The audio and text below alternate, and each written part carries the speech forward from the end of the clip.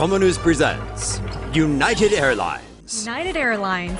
Experience getting thrown. Ladies and gentlemen, on behalf of the United crew, please direct your attention to the monitors as we review the emergency procedures. There are 8 emergency holding cells on this aircraft. In some cases, the nearest holding cell may be behind you. Should the cabin experience a sudden overbooking, stay calm.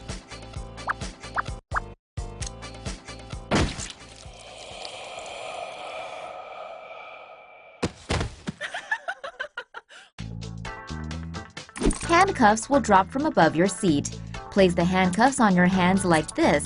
If you are traveling with small children, make sure your cuffs are on first before cuffing your children. In the likely event we call the cops to drag you off because of our own incompetence, please assume the position. A taser is located in a pouch under your seat. To use the taser, aim it at the unruly passenger and pull the trigger. Electricity will do the rest.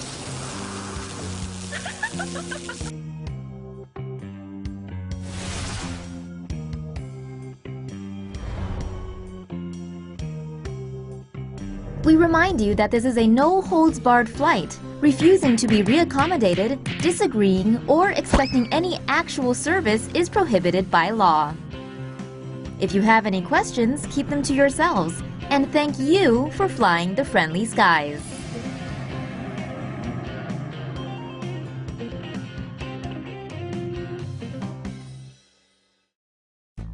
Things are going from bad to worse for United Airlines. A former United Airlines customer is claiming staff once threatened to handcuff him if he didn't give up his seat to make way for a higher priority traveler. High-flying businessman Jeff Ferns came forward with his story after the forcible removal of a passenger from a United plane on Sunday. Ferns paid $1,000 for a first-class ticket from Hawaii to LA last week, but was then told to get off the plane. The finance executive said United staff told him somebody more important had showed up at the last minute, and if he didn't budge, they'd remove him by force. Ferns was eventually downgraded to economy and placed between a married couple who refused to sit next to each other and argued for the entire 6-hour flight. Back at home, Ferns asked United for a full refund and a $25,000 donation to the charity of his choice. As the LA Times puts it, that's how rich guys do it. United turned down both requests and instead offered Ferns the difference between the first-class ticket and an economy ticket. The airline then got in touch a week later to offer a $500 credit for a future trip, but Ferns said he would never fly United again. This latest PR blow to the airline comes in the wake of the forcible removal of passenger Dr. David Dow from a Chicago to Louisville flight on Sunday. On Wednesday, United offered a full refund to everyone on that flight and said it would no longer get the cops to remove passengers from planes that were too full. What's more, Chicago's Department of Aviation said 2 more officers involved in the removal of Dow had now been placed on leave pending an investigation. 3 officers in total have now been placed on leave. Meanwhile, attorneys for Dow filed an emergency request with an Illinois state court to force United to preserve video and other evidence related to the removal of their client from the plane, which in all likelihood means the lawyers are preparing a huge-ass lawsuit for damages against United Airlines. United Airlines drags passenger off flight.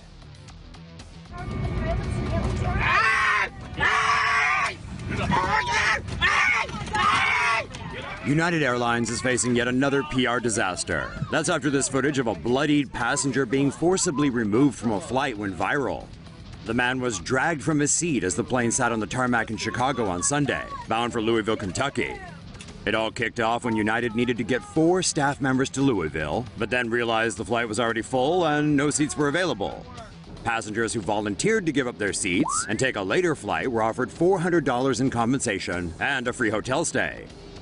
But even when that offer was doubled to $800, there were still no takers.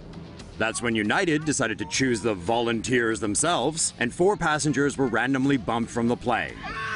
One couple left the airplane without incident, but the man in the video refused. He said he was a doctor and needed to get back to Louisville to see his patients. United staff told the man that security would be called if he didn't get off the plane.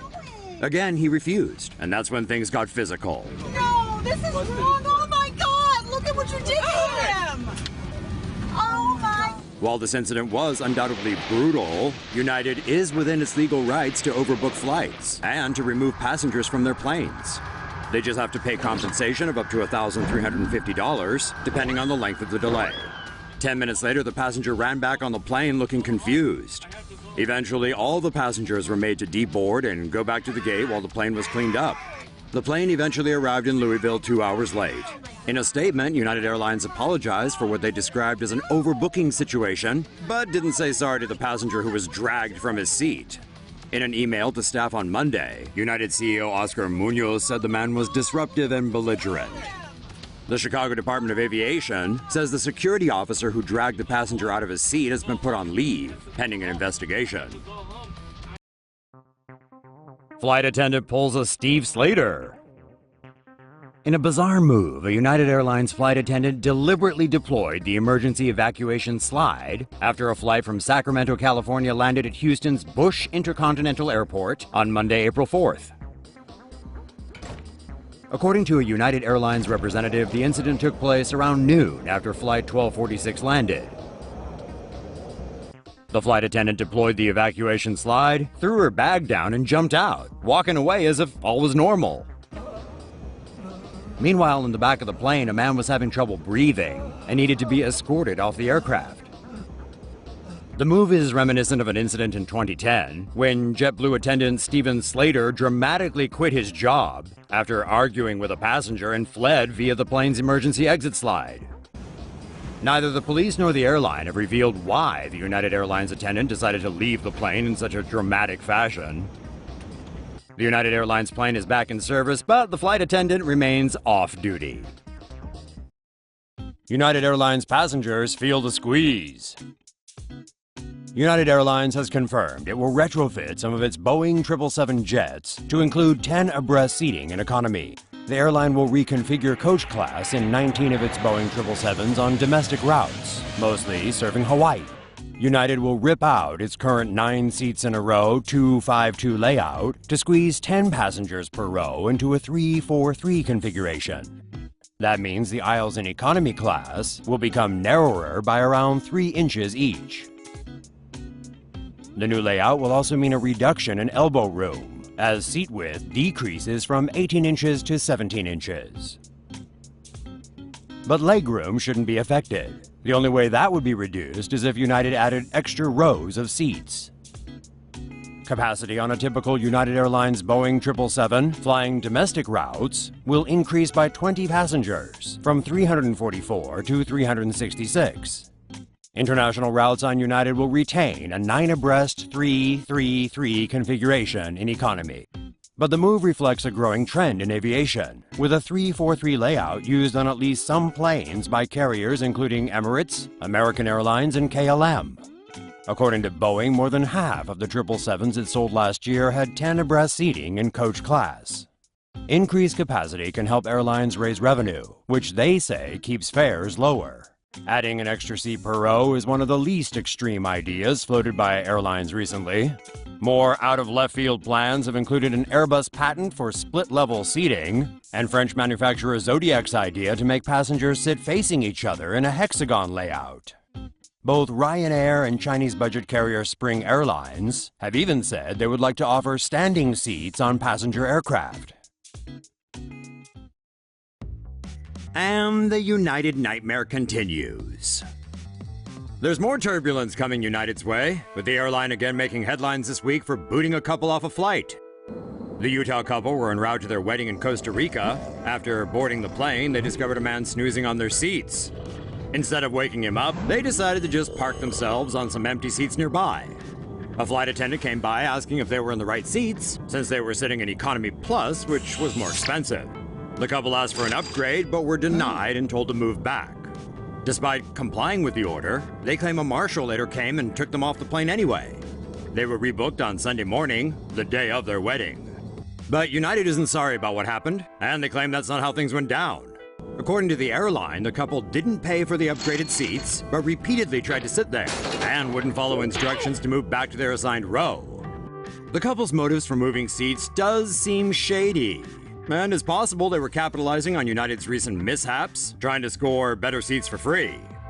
But despite not being entirely at fault for this one, it's really not in United's best interest to keep booting people off their planes, especially for something as little as a seat upgrade. But I guess old habits die hard. Really, we should just be thankful they didn't assault anyone this time. United Airlines Bunnygate scandal rumbles on. The owners of a giant rabbit that died after flying with United Airlines are demanding an investigation into his death and compensation from the carrier, which has been having quite a few PR problems lately. Simon, a continental giant rabbit, died last month after a flight from London to Chicago's O'Hare International Airport. The bunny's former owner said he had a checkup just 3 hours before hopping on the plane and was fit as a fiddle. Simon was on his way to his new owners, Iowa-based investors who'd pinned their hopes on him winning their state fair's biggest rabbit competition. According to at least one airline employee, Simon may have accidentally been locked in a freezer for 16 hours after the plane landed in Chicago. Now, attorneys for the rabbit's owners are calling for an independent investigation. They say United cremated Simon after his death without permission from the owners, pretty much destroying any evidence left in the case. Standing 3 feet tall before his untimely passing, Simon was expected to be officially named the biggest rabbit in the world. The Iowa group bought him from UK-based rabbit breeder Annette Edwards. She owns Simon's 4-foot-long father Darius, and he remains the world's largest bunny.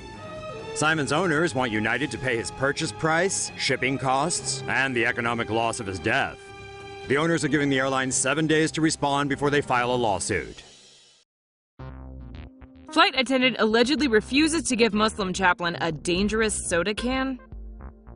A slew of Facebookers and tweeters say they're boycotting United Airlines after a flight attendant allegedly refused to give a Muslim chaplain a can of soda because she might use it as a weapon.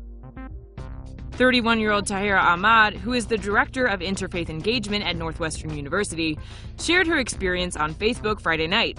She says she was flying from Chicago to Washington for a religious peace conference. She asked the flight attendant for an unopened can of Diet Coke for hygienic reasons. The woman said no and explained to Tahira that unopened soda cans could be used as weapons. But then the flight attendant proceeded to hand the man next to Tahira an unopened beer can. When Tahira protested, the flight attendant quickly opened the man's beer can and reiterated the so-called policy. Tahira says she expected someone on the flight to speak up on her behalf, but the only response was from a man who got up and told her, "You Muslim, you need to shut the f*** up." Tahira says she was in tears after the incident. On Saturday evening, United Airlines released a statement saying the whole thing was a misunderstanding and that the flight attendant had tried to accommodate Tahira. But the chaplain says the statement disappointed her. What do you think? Was the flight attendant discriminating against her? Leave your thoughts in the comments. Passengers just can't stop whining after a jet makes a forced landing. A United Airlines flight from Chicago bound for London had to turn around just off the northeastern coast of Canada late Friday due to a maintenance issue reported by the aircraft's computer.